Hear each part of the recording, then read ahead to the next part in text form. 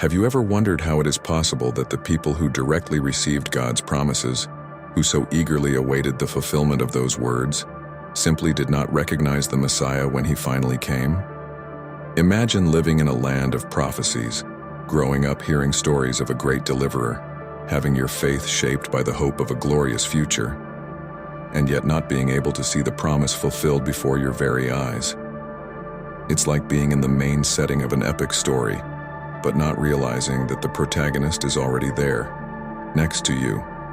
This question, why the Jews did not accept Jesus as the Messiah, has resonated for centuries as a mystery that has intrigued Christians and scholars.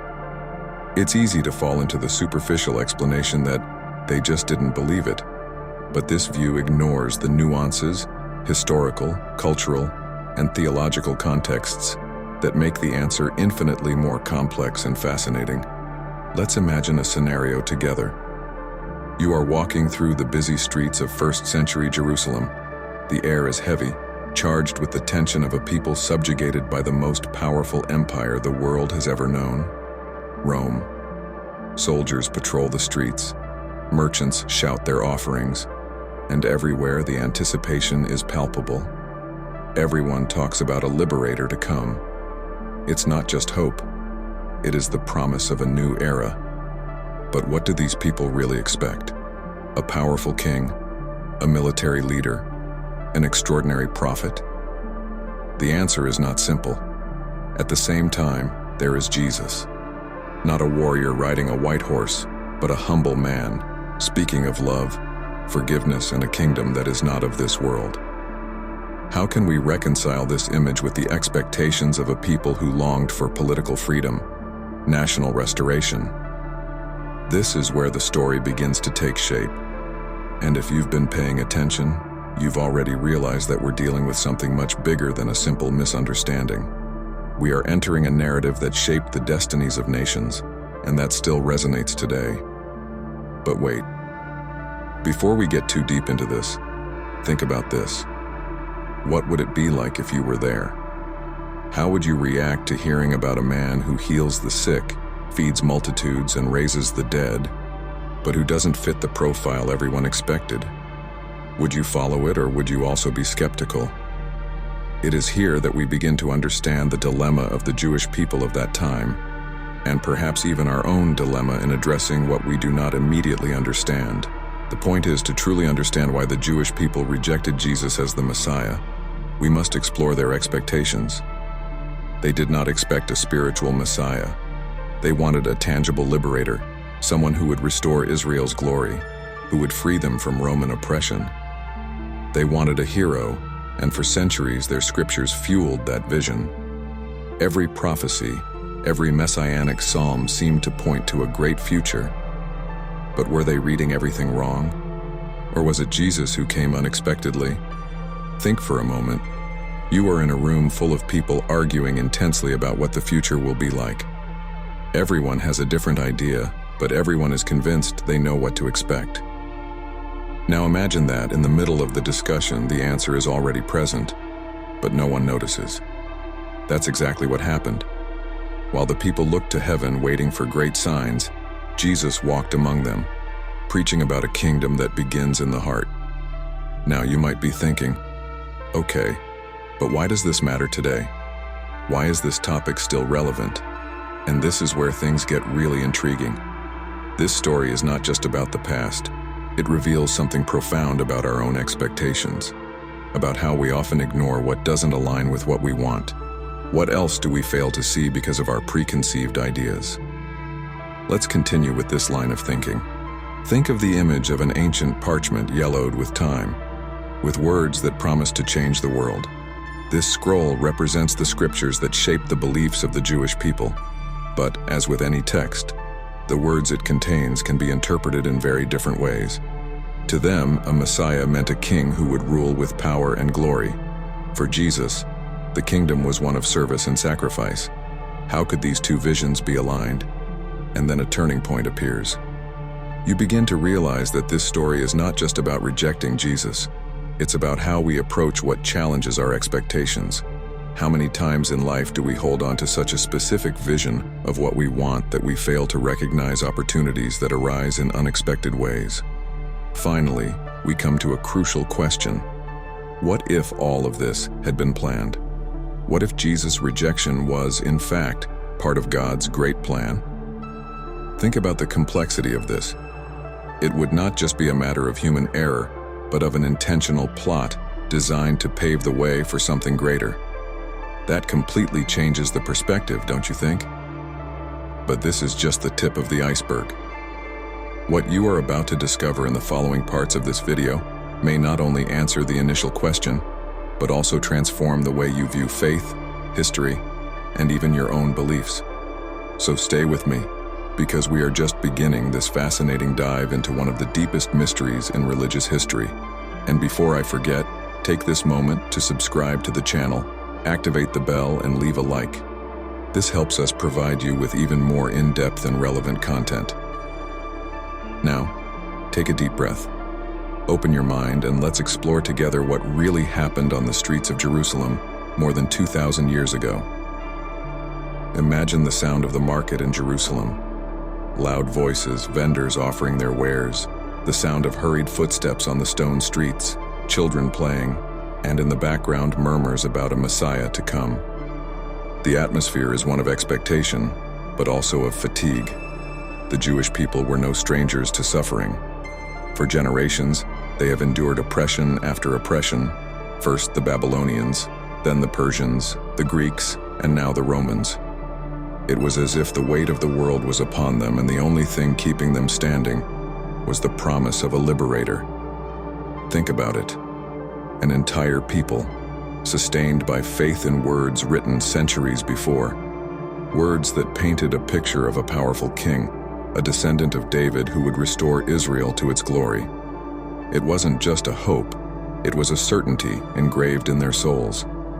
But what exactly did these people expect? And why would your expectations be so decisive in rejecting Jesus? Let's explore this together. The messianic prophecies were like pieces of a puzzle, scattered throughout the sacred books. Some spoke of a son of David, a warrior king who would bring justice and peace. Others, as in the book of Daniel, mentioned someone like a son of man who comes with the clouds of heaven and receives eternal dominion. And of course, there was Isaiah, who spoke of a child whose government would fall on his shoulders. But what did all this mean? Now, imagine yourself as part of that town. These prophecies are read through the eyes of someone living under Roman rule. You see your land occupied, your temple guarded by foreign soldiers. Every word of hope you find in Scripture filters through your reality. The promise of a Messiah is not only spiritual, it is political, national, tangible. You seek not only salvation for your soul, but freedom for your nation. And this is where the tension begins to increase. Because when Jesus appears, he challenges this view. He comes not as a king riding a war horse, but as a humble man riding a donkey. His words are not of rebellion against Rome, but of love for his enemies. It speaks of a kingdom that is not of this world. Can you imagine the shock? But wait, it gets even more intriguing. Jesus performs miracles. He heals the sick, gives sight to the blind, feeds multitudes, and even raises the dead. All this should be enough to convince you, right? So why didn't you go? What was so powerful about these people's expectations that prevented them from seeing what was in front of them? The answer lies in the deep hope they had. They could not, or would not, accept a Messiah who did not meet their immediate needs. It wasn't just stubbornness. It was the belief that they knew exactly how God should act. It's a scary thought, isn't it? How many times do we do the same thing, limiting what we think is possible because we have already decided how things should happen? And so time passes. Jesus continues to teach, heal, and challenge religious norms. But instead of winning the hearts of the nation, he begins to divide opinions. Some follow him, marveling at his words. Others, especially religious leaders, see it as a threat, not because he is simply different, but because he changes the structures, the certainties that supported your beliefs. Now, here is the critical point. The Jewish people of the time had a messianic vision deeply rooted in the idea of national liberation. They expected the Messiah to gather the exiles, rebuild the temple, and bring world peace.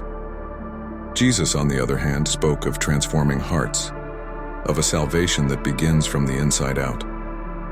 It was as if they were speaking completely different languages.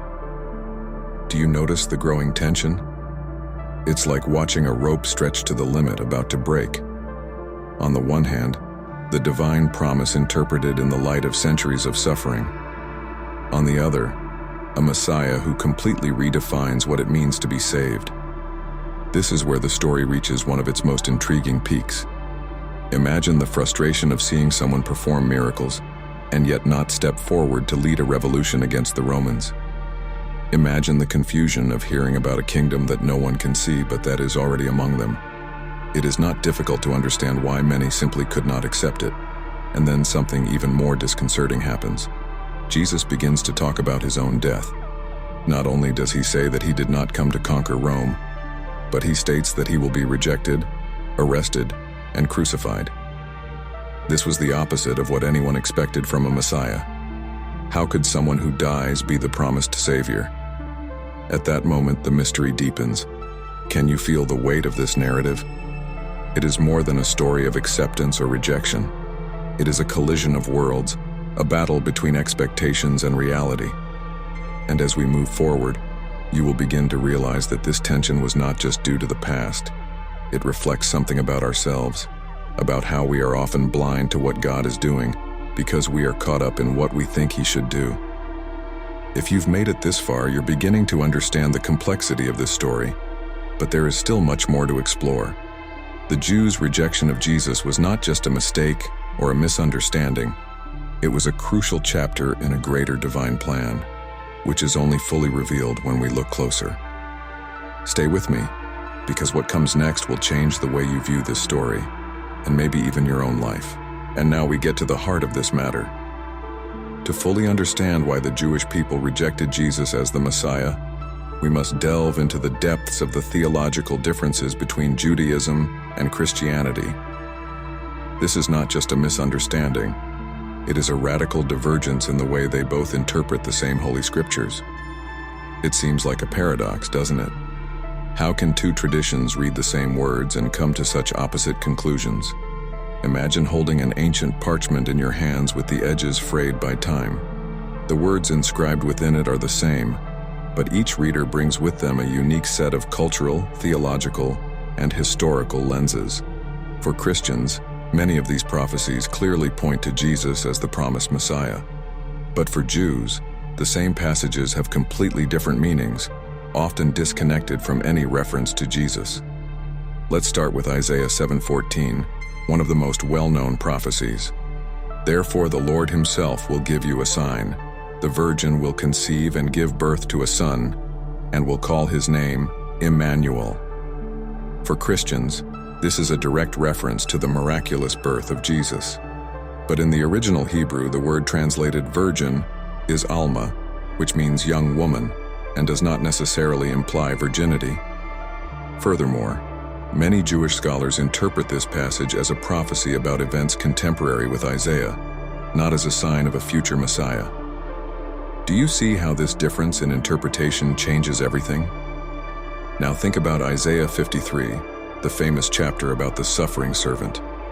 For Christians, it is impossible not to see the connection to Jesus, someone who was wounded for our transgressions, who bore our iniquities. But in Judaism, this text is often understood as a metaphor for the people of Israel themselves, who suffered on behalf of the nations. Imagine looking at such a powerful text and seeing two completely different narratives in it, one personal and one collective. This is the chasm that separates the two traditions. But the thing doesn't end there. Prophecies such as Micah 5:2, which mentions Bethlehem, and Zechariah 12:10, which speaks of someone who was pierced, are also interpreted in radically different ways. For Christians, these verses point to specific events in the life of Jesus. For Jews, they are part of a larger picture, often connected to the restoration of Israel or the messianic future they still await. It's like looking at the night sky. Some people see constellations, others just see scattered stars. And here's the most fascinating point. These differences don't just refer to individual texts. They reflect completely different worldviews about what it means to be saved, redeemed, and how God acts in history. For Jews, the Messiah is someone who will bring concrete and visible changes to the world. Universal peace, the rebuilding of the temple, the gathering of the exiles of Israel. To this day, they point out that Jesus did not meet these criteria. Meanwhile, for Christians, Jesus brought a spiritual redemption that transcends earthly limitations. It's as if they were talking about two completely different figures. Now stop and reflect. How often do we find ourselves trapped in our own interpretations, so convinced that we are right, that we fail to see what is in front of us? This is not just a theological debate. It's a lesson in how our expectations can shape and even distort reality. But what makes it even more intriguing is the idea of a Messiah who suffers and dies. In traditional Jewish thought, this simply does not make sense. The Messiah was to be a conqueror, not a sacrificer. The notion that one would die for the sins of others is foreign to Jewish theology, which emphasizes individual repentance and observance of the law as the path to forgiveness. Imagine the impact of hearing Jesus say that his death was necessary for the salvation of the world.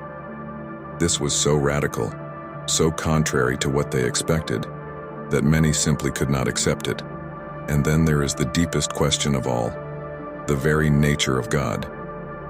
For the Jews, God is absolutely one, indivisible, without form or body. The Christian idea that Jesus is God, incarnate, not only contradicts this view, but for many Jews, seems to compromise the very concept of monotheism. It is a theological barrier that is difficult to overcome. How can the creator of the universe become flesh? For Christians, this is the essence of the miracle. For Jews, it is an impossible contradiction. These theological differences are not just academic. They are deeply rooted in the identity of each tradition. Imagine living your entire life with a specific understanding of God and the Messiah, only to be challenged to abandon it in favor of something that seems very different. It is not just a change of belief. It is a change of identity, of culture, of everything you are. And here's the question: can we blame the Jewish people for resisting? Would we, in his position, act differently? And most importantly, what does this teach us about ourselves, about how we approach ideas that challenge what we hold to be true? As we explore these questions, one thing becomes clear. The rejection of Jesus as the Messiah was not just a mistake or stubbornness. It was the result of centuries of interpretation, of history, of deep-rooted expectations. And perhaps it is precisely in this rejection that we find proof of how complex, and at the same time divine, this story is. But this leads us to another mystery. Was this rejection really in God's plans? Was it necessary for something greater to be achieved? This is the question that begins to arise as we continue this journey. Because, as you will see below, this story is far from over. What comes next will further challenge your convictions and perhaps change the way you view faith and history. Get ready, because we are just beginning to unravel this mystery. Let us now imagine the impact that the events that followed the rejection of Jesus had on the Jewish people and the history of Christianity. What appeared to be a theological question became a historical wound that shaped relations between Jews and Christians for more than 2 millennia. But this story is not just about the past. Still resonates, influencing perceptions, beliefs, and even the barriers that persist between these two religious traditions. Let's go back in time just after the crucifixion of Jesus. For his followers, the resurrection was definitive proof that he was the promised Messiah. But for many Jews, especially the religious leaders of the time, this event did not change their views. They were still attached to the idea of a political and national Messiah who would restore Israel, and Jesus did not fit this profile. Imagine the impact of seeing two interpretations of the same historical event unfold in such opposite ways. At first, Followers of Jesus were seen as a sect within Judaism. They still attended the temple, observed many of the Jewish laws, and considered themselves part of the chosen people. But as Christianity grew, especially among the Gentiles, the separation began to intensify. This initial division was not only theological, but also cultural. Jews saw themselves as guardians of the Torah, while Christians, especially guided by Paul, preached that salvation came through faith in Jesus, regardless of observance of the law. Can you feel the growing tension? This separation became even more evident after the destruction of the temple in Jerusalem in 70 AD. For the Jews, the temple was the center of their religious and national identity. Its destruction was a devastating blow. Meanwhile, Christians, who had already begun to distance themselves from Judaism, saw the event as confirmation that God was inaugurating something new through Jesus. This historic event not only marked the final separation between Jews and Christians, but also paved the way for a new power dynamic. Now let's imagine an empire that persecuted the followers of Jesus in the first centuries becomes the largest platform for the spread of Christianity. With the conversion of Constantine and Christianity becoming the official religion of the Roman Empire, the balance of power changed dramatically. The Jews, whose traditions the empire had previously respected, now found themselves marginalized. The cross, which was a symbol of salvation for Christians, began to be seen by Jews as a symbol of oppression. And this is where the story begins to darken. What was a theological division turned into centuries of persecution and suffering for the Jewish people. The Crusades, for example, were not only military campaigns to conquer Jerusalem, but also resulted in massacres of entire Jewish communities in Europe. Imagine living in constant fear, knowing that your faith and identity could be a death sentence. However, perhaps the deepest wound was left by the Inquisition, especially in Spain. For centuries, Jews were forced to convert to Christianity under penalty of death or exile. Even those who converted were often suspected of continuing to practice Judaism in secret, leading to torture and execution. The magnitude of this trauma is difficult to comprehend, but it has shaped collective Jewish perceptions of Christianity to this day. And then, in the 20th century, came the Holocaust, the most devastating event in modern Jewish history. Although Nazism was not a religious ideology, it took advantage of centuries of Christian anti-Semitism to justify the persecution of Jews. The cross, for many Jews, became a reminder of how the religion that arose from their people was used against them in unimaginable ways. But even in the face of all this suffering, something extraordinary happened. The Jewish people preserved their identity. They maintained their traditions, their beliefs, and their connection to the scriptures, even when everything around them seemed to conspire to erase them. This brings us to an intriguing question. Was this rejection of Jesus as the Messiah in any way necessary for them to remain the chosen people, a continuing witness to God's promises? This point brings us back to Christian theology. Many Christians believe that the Jews' rejection of Jesus was part of God's plan, a necessary step for the gospel message to spread among the Gentiles. Paul writes in Romans that the hardening of Israel allowed the Gentiles to be included in the plan of salvation, but it also points to a future in which all Israel will be saved. Do you realize the depth of this vision? It is as if rejection and acceptance are two sides of the same coin, both necessary to fulfill God's plan. But this raises an even more challenging question. How should we approach this history today? Is it possible to overcome centuries of misunderstanding, suffering, and division to build bridges of understanding between Jews and Christians? And most importantly, what does this reconciliation mean for the future of the faith? As you reflect on this, consider the lasting impact of this narrative. It is not just a question of history or theology. It is a lesson in how human actions can shape perceptions and create barriers that last for generations. But it is also an opportunity to learn, grow, and perhaps find a new way of looking at faith and history. What comes next is even deeper. Let us explore how these theological and historical differences can, paradoxically, be the key to a greater understanding of the divine plan. Prepare yourself, because we are just beginning to discover the true meaning of this rejection and what it can teach us about God, ourselves, and the future. And now we have reached the end of this journey. A story that began on the busy streets of Jerusalem more than 2,000 years ago has brought us here, facing a mystery that continues to challenge and enrich the faith of millions of people around the world. But the question that started this reflection: why didn't the Jews accept Jesus as the Messiah? Revealed something much bigger than a simple theological difference. She showed us the complexities of faith, identity, and human history. Throughout this journey, we have seen how deeply held expectations shaped the way the Jewish people interpreted messianic prophecies. We saw how the rejection of Jesus was rooted in centuries of suffering, hope, and a fervent desire for liberation. We explore how divergent interpretations of Scripture, historical trauma, and the preservation of Jewish identity have created a barrier that seems, at first glance, insurmountable.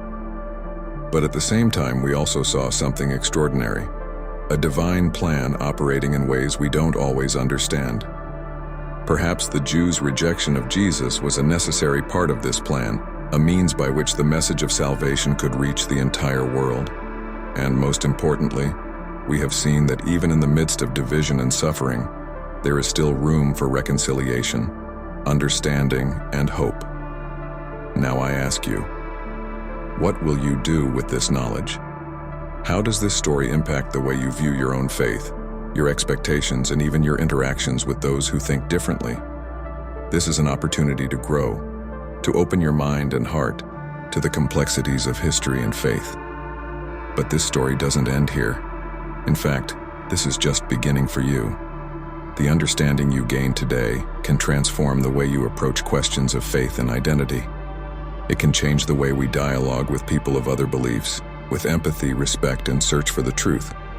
And this is where I invite you to continue this journey. Subscribe to the channel now and activate the bell so you don't miss the next videos, because we have much more to explore together. If you found this reflection enriching, leave a like to help us reach more people with deep and meaningful content. And before you leave, share in the comments what impacted you most about this story. What was the part that challenged your vision the most? We are here to build a space for dialogue and mutual learning, and your voice is essential to this. Finally, don't forget, faith is not just about finding answers. It's about continuing to ask yourself questions, challenging your beliefs, and seeking to grow. So get ready, because the following video will take you even deeper into this journey of discovery. Just click on the video that appears here on the screen now. Let's continue exploring the mysteries of faith together, because your search for answers is just beginning.